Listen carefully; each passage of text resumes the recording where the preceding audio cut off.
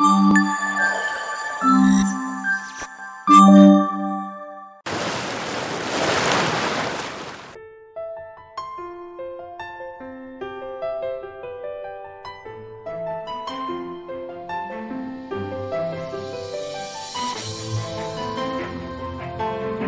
everyone, this is Dr. Spandana, pediatrician, and welcome back to our channel. LDL cholesterol and triglyceride level ఈ మధ్యకాలంలో చాలామంది నన్ను అడుగుతున్న question అండి ఇది. మేడం, మేము బ్లడ్ టెస్ట్ చేయించుకున్నాం, మా ఎల్డిఎల్ కొలెస్ట్రాల్ హై ఉంది, ట్రైగ్లిజరైడ్ లెవెల్ హై ఉంది, మరి మమ్మల్ని టాబ్లెట్స్ వాడమంటారా అని నన్ను ఈ క్వశ్చన్ చాలామంది నా కన్సల్టేషన్లో అడుగుతూ ఉంటారు. సో ఇవాళ నేను ఈ టాపిక్ గురించి మీతో డిస్కస్ చేసుకుందామని మీ ముందుకు వచ్చేసానండి. ఇంకెందుకు ఆలస్యం, ఈ టాపిక్ డిస్కస్ చేసే ముందు మీ అందరికీ తెలుసు మనము ఈ మధ్య customized diet plans for PCOD, PCOS, thyroid, diabetes, weight లాస్కి స్టార్ట్ చేశాము. అండ్ ఆల్రెడీ 3 బ్యాచెస్ అయితే స్టార్ట్ అయిపోయాయి. సక్సెస్ఫుల్గా అందరూ చేస్తూ ఉన్నారు, హెల్తీగా తింటున్నారు, హెల్తీగా వెయిట్ లాస్ అవుతూ ఉన్నారు. అండ్ 4th బ్యాచ్ కూడా స్టార్ట్ అయిపోతుంది March 1 నుంచి. ఇంకా మీలో ఎవరైనా హెల్తీగా తింటూ హెల్తీగా వెయిట్ లాస్ అవ్వాలి అనుకున్న వాళ్ళు నేను స్క్రీన్ మీద షేర్ చేసిన నంబర్స్కి మెసేజ్ చేశారు అంటే మా టీం మిమ్మల్ని గైడ్ చేస్తుంది. మా కన్సల్టేషన్ ఫీజ్, డైట్ ఫీజ్ మీకు ఎక్స్ప్లెయిన్ చేస్తుంది. ఎవరైతే ఇంట్రెస్టెడ్ ఉన్నారో ఇంకా ఆలస్యం చేయకుండా ఎన్రోల్ చేసుకోండి. అండ్ మన ఛానల్లో ఇలాంటి ఇన్ఫర్మేటివ్ వీడియోస్ అని నేను పోస్ట్ చేస్తూ ఉంటాను. ఈ ఇన్ఫర్మేషన్ మీకు నచ్చినట్లయితే లైక్ చేసి ఇంకొక 10 మందికి షేర్ చేయండి. వాళ్ళు కూడా ఇన్ఫర్మేషన్ గెయిన్ చేసుకొని హెల్తీగా తింటూ హెల్తీగా వెయిట్ లాస్ అవుతారు. ఓకేనండి, మరి ఈ ఎల్డిఎల్ అండ్ ట్రైగ్లిజరైడ్ లెవెల్ తగ్గించుకునేదానికి మనము టాబ్లెట్స్ వాడాలా లేదా హెల్తీగా తినాలా? మీరేమనుకుంటున్నారు? ఈ క్వశ్చన్కి మన కామెంట్ బాక్స్లో ఆన్సర్ చేసేయండి. నేనేమో ఇవాళ మీకు ఎక్స్ప్లెయిన్ చేస్తాను. ఈ టాపిక్ గురించి ఎక్స్ప్లెయిన్ చేసే ముందు నేను మీకు ఒక చిన్న ఎగ్జాంపుల్ అయితే చెప్తాను. మనం టాబ్లెట్స్ వాడుతూ ఉన్నాము. టాబ్లెట్స్ వాడుతూ మనం రోజు జంక్ ఫుడ్ తింటూ మళ్ళీ బిర్యానీ తింటూ మనం వాడే టాబ్లెట్ మనకు పనిచేస్తుందా? మన ఎల్డిఎల్ లెవెల్ కొలెస్ట్రాల్ తగ్గిపోతుందా? ట్రైగ్లిజరైడ్ లెవెల్ తగ్గిపోతుందా? ఆలోచించండి. అందుకని నేనేం చెప్తాను అంటే, ఫస్ట్ మనము ఏదన్నా టాబ్లెట్ వాడుతూ ఉన్నామనుకోండి, మన ఫుడ్ కూడా కరెక్ట్గా ఉండాలి. మన ఫుడ్ కరెక్ట్గా లేదనుకోండి, మన వాడే టాబ్లెట్ కూడా మనకు పని చేయదు. ఎప్పుడైతే మన ఫుడ్ కరెక్ట్గా ఉంటుందో మనకు టాబ్లెట్ వాడాల్సిన అవసరమే రాదు. కాబట్టి మనము మన డైట్ని, మన లైఫ్ స్టైల్ని మోడిఫై చేసుకుంటే ఆటోమేటిక్గా మనము ఇప్పుడు ఈ మధ్యకాలంలో చాలామంది చూస్తున్న ఈ increased triglyceride level, increased LDL levels తగ్గించుకోవచ్చు. అండ్ మీ హెచ్డిఎల్ లెవెల్ అంటే గుడ్ కొలెస్ట్రాల్ లెవెల్ని ఇంక్రీజ్ కూడా చేసుకోవచ్చు. సో అవి ఏం ఫుడ్స్ తీసుకుంటే మీ డైట్లో ఈ ఫుడ్ని ఇంక్లూడ్ చేసుకుంటే మీ ఎల్డిఎల్ కొలెస్ట్రాల్ తగ్గుతుంది, అండ్ ఏ ఫుడ్ని అవాయిడ్ చేస్తే మీ ఎల్డిఎల్ అండ్ ట్రైగ్లిజరైడ్ లెవెల్ తగ్గుతుందో ఇవాళ మనం డీటెయిల్గా డిస్కస్ చేసుకుందాం. ఇప్పుడు మనము ఏ ఫుడ్స్ మన డైట్లో ఇంక్లూడ్ చేసుకుంటే మనకు ఎల్డిఎల్ అండ్ ట్రైగ్లిజరైడ్ లెవెల్స్ తగ్గుతాయో చెప్తాను. ఫస్ట్ ఫుడ్ గురించి మాట్లాడాలి అంటే హై ఫైబర్ కంటెంట్ ఉన్న ఫుడ్ని ఖచ్చితంగా ఇంక్లూడ్ చేసుకోవాలి. ఈ హై ఫైబర్ ఫుడ్ దేంట్లో లభిస్తుంది? మన కాంప్లెక్స్ కార్బోహైడ్రేట్స్లో బాగా లభిస్తుంది. అంటే ఓట్స్, మిల్లెట్స్, బార్లీ, హోల్ గ్రెయిన్స్లో ఇవి ఎక్కువ శాతం లభిస్తాయి. అండ్ దాంతోపాటు మన లెగ్యూమ్స్లో ఎక్కువగా ఫైబర్ లభిస్తుంది. అండ్ ఫ్రూట్స్ అండ్ వెజిటబుల్స్ తీసుకుంటే మన లీఫీ గ్రీన్స్, మన ఆకుకూరల్లో చాలా అబండెంట్ ఫైబర్ ఉంటుంది. అండ్ బ్రాకలీ, క్యారెట్స్ ఇవన్నీ ఇంక్లూడ్ చేసుకోవడం ద్వారా మన ఫుడ్లో ఫైబర్ కంటెంట్ పెరుగుతుంది. అండ్ ఫ్రూట్స్ అన్నిట్లోనూ మనకు ఫైబర్ బాగా లభిస్తూ ఉందన్నమాట. సో ఇంకా నెక్స్ట్ ఫుడ్ విషయానికి వస్తే హెల్తీ ఫ్యాట్స్ అనగానే మన బ్రెయిన్లో తట్టే ఫస్ట్ ఫుడ్ ఏంటండి? నట్స్. అవును, నట్స్లో మంచి గుడ్ ఫ్యాట్స్ ఎక్కువగా లభిస్తాయి. Especially almonds, walnuts, chia seeds, flax సీడ్స్లో ఈ హెల్తీ ఫ్యాట్ కంటెంట్ బాగా ఉంటుంది. అందుకనే నేను ఎక్కువ శాతం మన బ్రేక్ఫాస్ట్లో నట్స్లో మిక్స్ అయిన బ్రేక్ఫాస్ట్ని ఇస్తాను. ఎందుకు? మనము ఓవర్ నైట్ అంతా ఫాస్ట్ చేసి మన ఫస్ట్ మీల్ మంచి ప్రోటీన్ అండ్ హెల్తీ ఫ్యాట్గా ఉన్న మీల్ తీసుకున్నాము అనుకోండి, మనం డే అంతా మన ఎనర్జీ లెవెల్స్ మంచిగా ఉంటాయి. దాంతోపాటు మనని యాక్టివ్గా ఉండడం ద్వారా మనకు ఎక్కువ ఆకలి కాకుండా మనను హెల్తీగా తినేదానికి హెల్ప్ చేస్తుంది అనమాట. అండ్ నెక్స్ట్ ఫుడ్ వచ్చేసేసి అవకాడోస్లో కూడా బాగా ఈ హెల్తీ ఫ్యాట్ లభిస్తుంది. అండ్ ఇంకా next omega-3 fatty acids. omega-3 fatty acids అనగానే మనకు గుర్తొచ్చే ఫుడ్ మన ఫిష్. అవునండి, ఫిష్లో omega-3 ఫ్యాటీ యాసిడ్స్ కంటెంట్ చాలా ఎక్కువగా ఉంటుంది. ఎస్పెషల్లీ మన సాల్మన్ కానీ ట్యూనా ఫిష్ కానీ తీసుకున్నాము అంటే ఈ omega-3 ఫ్యాటీ యాసిడ్స్ చాలా బాగా దొరుకుతాయి. ఇండియాలో అంత ట్యూనా దొరకదు, కానీ అబ్రాడ్లో ఉన్న వాళ్ళకేమో ట్యూనా బాగా దొరుకుతుంది. సో మీరు ఆ ట్యూనాను మీ డైట్లో ఇంక్లూడ్ చేసుకునే దానికి ట్రై చేయండి. చాలామంది అది స్ట్రాంగ్ స్మెల్ ఉంటుందని చాలామంది తినడం అవాయిడ్ చేస్తారు, కానీ ఇప్పుడు మీ డైట్లో ఇంక్లూడ్ చేసుకునే దానికి ట్రై చేయండి. దాంతోపాటు నట్స్, ఎస్పెషల్లీ మన చియా సీడ్స్, ఫ్లాక్స్ సీడ్స్లో ఎక్కువ శాతం omega-3 ఫ్యాటీ యాసిడ్స్ ఉంటాయి. అందుకని నేనేం చేస్తాను అంటే పోహా ఇచ్చినప్పుడు కానీ ఏదన్నా సలాడ్స్ ఇచ్చినప్పుడు కానీ ఫ్లాక్స్ సీడ్ పౌడర్ చల్లుకొని తినండి అని నా కస్టమైజ్ డైట్ ప్లాన్లో చెప్తూ ఉంటాను.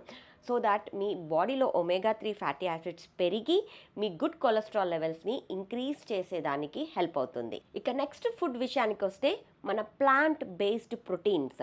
ఇవి ఎక్కువగా దేంట్లో లభిస్తాయి? మన సోయాలో అబండెంట్గా చాలా ఎక్కువ క్వాంటిటీలో లభిస్తాయి.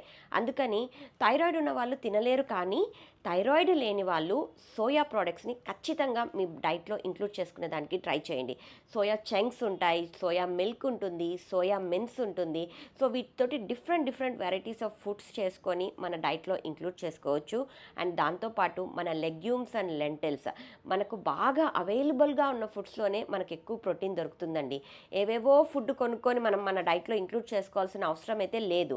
మన లెగ్యూమ్స్ని, మన లెంటిల్స్ని ఎవ్రీడే డైట్లో ఏదో ఒక దాంట్లో బ్రేక్ఫాస్ట్లోనో లేకపోతే ఈవినింగ్ సూప్స్లోనో ఇంక్లూడ్ చేసుకుంటే మన బాడీలో LDL తగ్గి HDL పెరగడానికి హెల్ప్ అవుతుంది. ఇక నెక్స్ట్ ఫుడ్ వచ్చేసి యాంటీ ఆక్సిడెంట్ రిచ్ ఫుడ్స్. ఈ యాంటీ ఆక్సిడెంట్ రిచ్ ఫుడ్స్ దేంట్లో ఉంటాయి? ఎక్కువగా గార్లిక్ ఇంక్లూడ్ చేసుకోండి. అండ్ దాంతోపాటు మన గ్రీన్ టీలో ఎక్కువగా ఉంటుంది. అండ్ టర్మరిక్, మన పసుపులో కూడా చాలా ఎక్కువ యాంటీ ఆక్సిడెంట్స్ ఉంటాయన్నమాట. అండ్ మన బ్లాక్ కాఫీ, నేను ఎప్పుడు చెప్తూ ఉంటాను డైట్లో ఉన్న వాళ్ళకు, try to drink black coffee అని. మనం బ్లాక్ కాఫీ తీసుకున్నప్పుడు ఏమవుతుందంటే మన బాడీలో యాంటీ ఆక్సిడెంట్స్ పెరుగుతాయి. ఎప్పుడైతే మన బాడీలో యాంటీ ఆక్సిడెంట్స్ పెరుగుతాయో మన బాడీలో ఆక్సిడేటివ్ డ్యామేజ్ని తగ్గించేస్తుంది, న్యూట్రలైజ్ చేసేసి మన ఫ్రీ రాడికల్స్ని తగ్గించేసి మనకు మన స్కిన్కి కానీ మన బాడీలో న్యాచురల్ ప్రాసెస్ని స్టార్ట్ చేసి మన స్కిన్కి న్యాచురల్ గ్లోని ఇవ్వడానికి హెల్ప్ చేస్తుందన్నమాట. అండ్ నెక్స్ట్ ఫుడ్ వచ్చేసి ఫర్మెంటెడ్ ఫుడ్. మనం ఫర్మెంటెడ్ ఫుడ్ కోసం సూపర్ మార్కెట్కి వెళ్ళేసి చాలా ప్రోబయోటిక్స్ కొనుక్కుంటూ ఉంటాం కదా, అవన్నీ కొనుక్కోవాల్సిన అవసరం లేదండి. ఆ ప్రోబయోటిక్స్ అన్నిట్లోనూ మీరు వెనకల తిప్పి చూశారు అనుకోండి, యాడెడ్ షుగర్స్ ఎక్కువగా ఉంటాయన్నమాట.